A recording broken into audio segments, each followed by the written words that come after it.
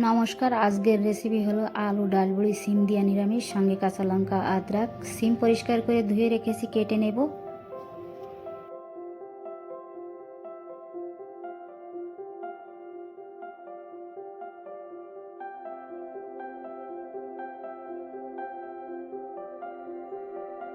কড়াইতে তেল দিয়ে দিয়েছি, ডাল বড়িগুলো ভেজে নামিয়ে নেব। এক চুটকি লবণ, এক চুটকি হলুদ দেব।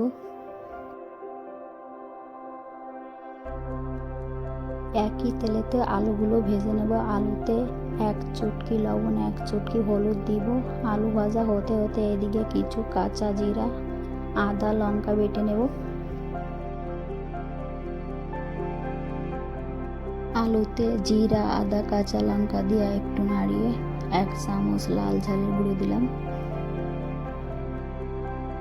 একটু নাড়িয়ে চাড়িয়ে সিম দিয়ে দিলাম। সিমগুলো একটু ভেজে লবণের হলুদের পরিমাণ কম ছিল, দিয়ে দিলাম। দিয়া ডাল বড়ি দিয়া গরম জল দিয়ে দিলাম।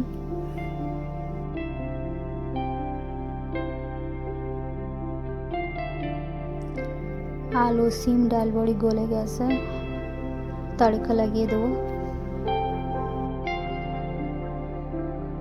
তেল দিয়ে দিয়েছি, কিছু গোটা জিরা, তেজপাতা,